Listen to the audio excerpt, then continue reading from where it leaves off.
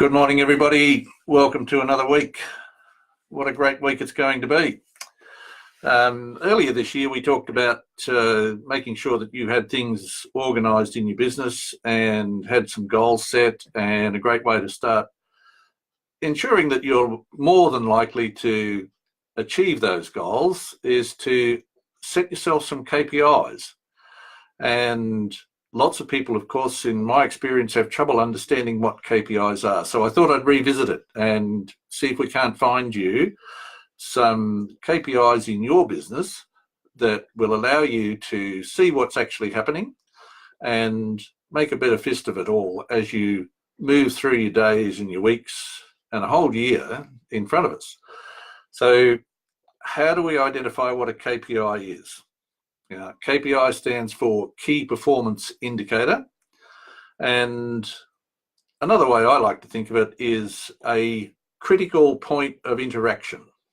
Within your business, you have processes, and even if you haven't identified them yet, they're there.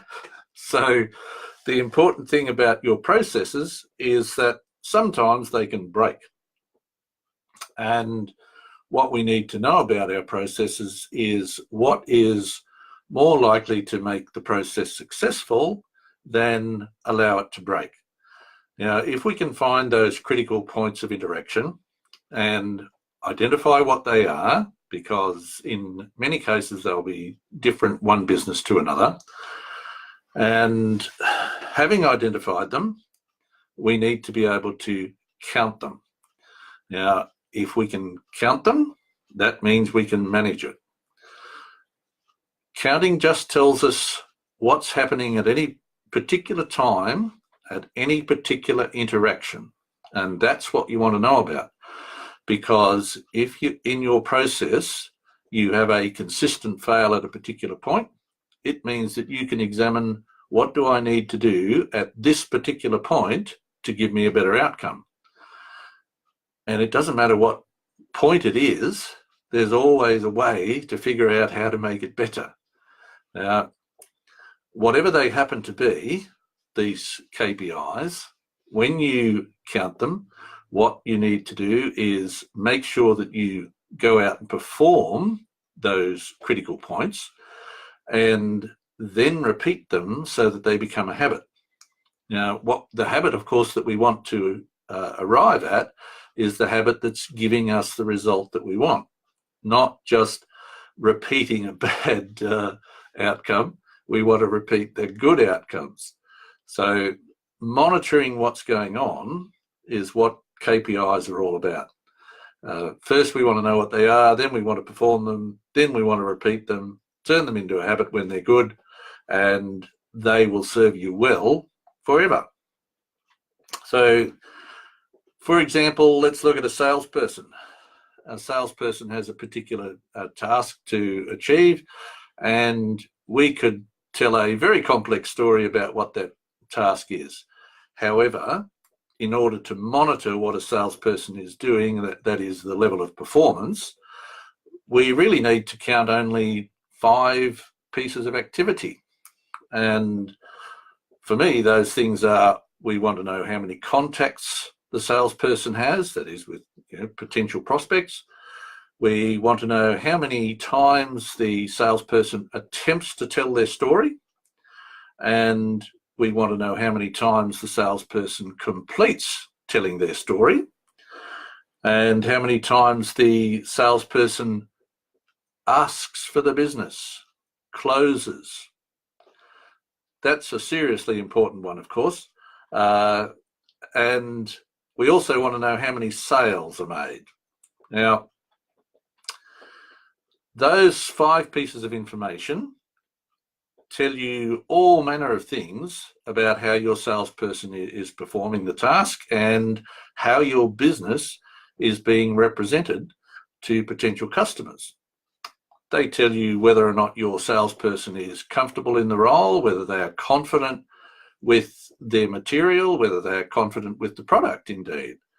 So it also tells you whether or not the salesperson is competent. And a lot of salespeople think that, and business people for that matter, think that sales happen by chance. Well, there is no chance in sales. Yes, you can get lucky, but that comes back to the harder I work, the luckier I get. So there is a process involved in sales, and it's a repeatable process. And of course, if you're doing something that's not getting you sales, repeating that is probably not going to get you sales.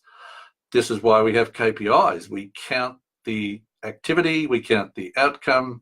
As a result of counting those pieces of information, it means that we can identify flaws in our process, change those to suitable behaviours within the process, which will give us a better result. So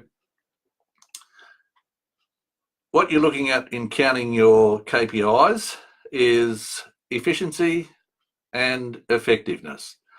And if either of those is down on the score that you want, we need to change something. And it's usually fairly simple to identify what needs to change if we've got the appropriate numbers to work from. So that's how you manage from numbers. Numbers tell you the answers to what's going on in your business. You're able to make appropriate decisions and move forward at a better pace and in a better direction as a rule. So if you don't know or you can't find what your KPIs should be, ask somebody to help. There are probably lots of people that you know who do know how to identify what your KPIs should be. If you can't find a friend or acquaintance to help with that, find yourself a coach. There's lots and lots of coaches around. Find one that understands what KPIs are and how you should set them, and who can work with you to achieve the outcomes that you want. And that will help you move forward a lot. Now, there's lots more to learn about KPIs and how to monitor them and how to manage them.